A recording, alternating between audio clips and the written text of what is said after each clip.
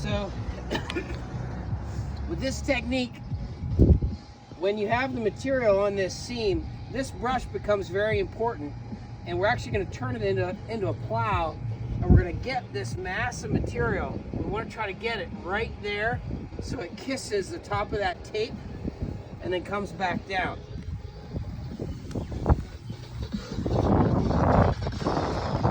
Then I'll turn around, and I'll generally at this point be able to get up just a hair higher. So with 3 passes there, that's a fully encased seam.